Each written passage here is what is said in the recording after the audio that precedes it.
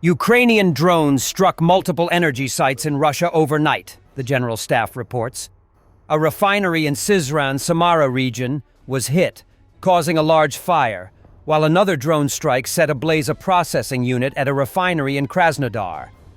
Drones also targeted a chemical plant in Alexin, Tula region. For the third time in a month, attack drones have attacked the production facilities of the Syzran oil refinery. As a result of the attack, a fire broke out on the refinery's premises, which led to a partial suspension of its operation. According to the analysis of the video footage, the Cyber-Boroshno community suggests that the drones probably hit the tanks, which caused them to catch fire. It should be noted that as of today, the plant already has significant problems for its full functioning, as on August 24th, Ukrainian drones hit critical equipment of the Syzran oil refinery in the Samara region of Russia, without which it cannot operate.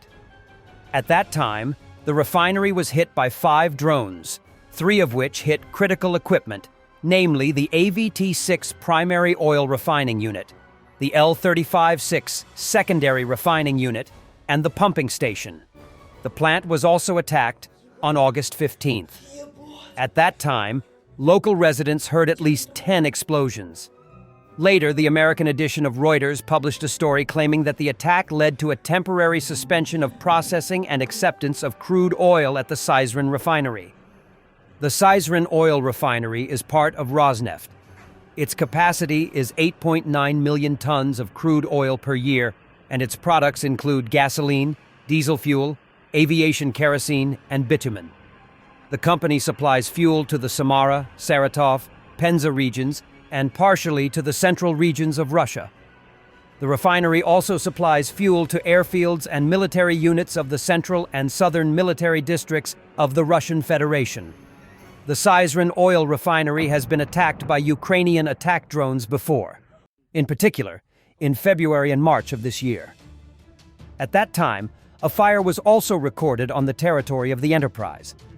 Several regions of Russia and the temporarily occupied territories of Ukraine have experienced serious disruptions in gasoline supplies and a significant increase in prices for its residuals.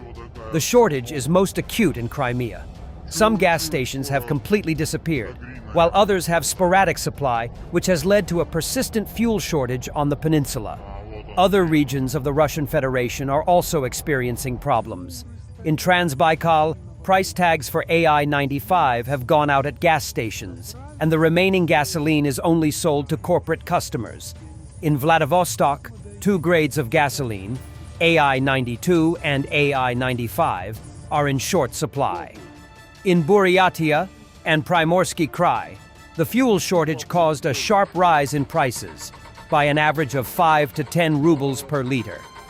The reasons for the fuel shortage have not yet been officially confirmed, but it is likely to be related to the systematic work of the Ukrainian Defense Forces to destroy the Russian oil refining infrastructure. As Russian refineries continue to explode on a virtually daily basis, Russian war bloggers are furious at their government's failure to protect vital infrastructure. They blame government incompetence and call for a drastic overhaul of air defenses. The success of the Ukrainian drone campaign is undermining morale at the front, writes Brothers in Arms, who complains. Seriously, do you know what it looks like from the outside? We've been half dead here for months, digging mud in the trenches, under drones every day, counting bullets, while back home, oil refineries are burning down in batches. Novoshakhtinsk has been completely burned down. Ust-Luga has also been hit pretty hard. And every time it's the same old story, hit by debris. What debris? Have you completely lost your minds over there? These fart mobiles, as Vysoky aptly puts it, fly slowly, low, and make a loud racket. You could even take them down with an automatic rifle if you had your head screwed on right. But no, we have the system. And while all these reports are coming in, the enemy is already attacking the next target. There are a lot of bosses, but what good are they? The funniest thing is that we're fighting here, but the country can't even defend its own factories. Seriously, what's the point of all this if there's such chaos in the rear? We're washing ourselves with blood here, and the result is nothing. Oil refineries are burning, there's no fuel, and they're still sending us into battle. Alexander Karchenko has a similarly dismayed reaction to the drone campaign. I am watching the Ukrainian slow-moving UAVs strike our oil refineries. There are no censored words in my vocabulary to describe the situation. But what amazes me most is that even after dozens of such falls of debris, no one has been publicly arrested and sent to prison for complete professional incompetence in wartime conditions. We have all the means to counter Ukrainian UAVs. However, there is no system and no fear of failure of the task. As for me personally, I think that too many of our people are living in hope that the war will end soon, that it is just around the corner and will be as it was before. And if it is already soon, then why do anything, right? Therefore, in the fourth year of the war, Ukrainian debris is hitting the distillation columns again and again with rare shots. With the help of Ukraine, the collective West is systematically knocking out our oil refining. And the strikes on Ust-Luga are already a blow to exports. And this is an order of magnitude more effective than sanctions. Oil refineries are much more expensive than slow-moving drones with a motor. And it's better not to think about how much a simple oil refinery costs. Older than EDA calls for an entirely new system to take on the Ukrainian drone threat, as the current one clearly is not working. On the one hand, he suggests sarcastically, we could leave everything as is, prohibit publishing reports of fires at oil refineries, and pretend that everything is fine. A law-abiding citizen will sleep peacefully and consider the column of fire from the burning oil refinery to be a festive salute, since there were no reports of an emergency in the Best Messenger app, which only gets a connection in the parking lot. Alternatively, he says, a systematic approach could be taken to unify and properly equip mobile fire teams, anti-drone helicopters, and radar units under a single command, and with a working communication system that isn't cut off by internet shutdowns.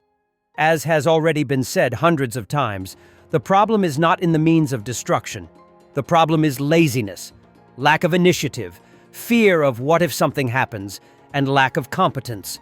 Someone will have to give up some of their authority. But firstly, this will pay off 100-fold. The oil refinery is worth much more than this entire organization. And secondly, we will avoid the shame of watching on foreign channels footage of the destruction of our oil and gas and any other infrastructure by an enemy that is many times inferior to us in long-range weapons. Russian engineer points to bureaucratic disputes between Russian government agencies as a contributing factor. Meanwhile, the Ministry of Defense does not take responsibility for the depth of the territory, saying that this is actually the responsibility of the Russian Guard, which is generally true. However, the Russian Guard does not have its own combat helicopters, only a few Mi-8s, and they are not eager to acquire these systems because heavy weapons systems require personnel, training, and supplies. Arguing that this is not their caliber, they are waiting for everything to blow over. Rybar calls for mothballed Mi-24 helicopters to be refurbished with thermal imagers and assigned to protect refineries, and likewise blames the state security bodies. Yes, it will be necessary to find flight crews, remove the aircraft from storage, and prepare takeoff areas. However, this is entirely feasible and certainly less expensive than decommissioned oil refineries, given the rising cost of fuel and its potential shortage in the economy. Everything depends solely on the decision of the Defense Ministry and other law enforcement agencies. It is pure nonsense to shift all the blame onto the bureaucracy, civil authorities, oil companies, and others who are not involved in this situation. A massive detonation of a concealed Russian field depot storing TM-62 anti-tank mines occurred after it was struck by a Ukrainian FPV drone. The destruction of a Russian field ammunition depot is a serious blow to frontline operations. These depots store artillery shells, rockets, and small arms ammunition that Russian troops rely on for constant fire support. When such a stockpile is hit, it not only causes immediate explosions and losses of valuable munitions, but also disrupts supply chains, leaving frontline units undersupplied and unable to maintain the same intensity of fire. This weakens Russia's ability to advance or hold positions, slows resupply efforts, and forces ammunition to be stored farther from the battlefield, making logistics more complicated and vulnerable to further Ukrainian strikes. An Iskander-M ballistic missile strike on 28 August near Rizdvyanka, Zaporizhia region, marked the first documented hit on a Ukrainian R-360 Neptune launcher. Shrapnel impact reportedly triggered one missile's launch motor.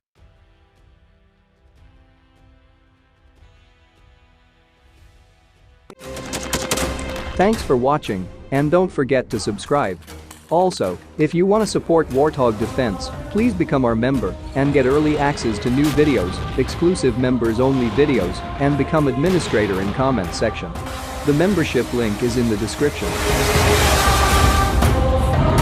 Rescues every day. We had a guy last week at 6 rescues in 6 days. You know, he's doing the job every day.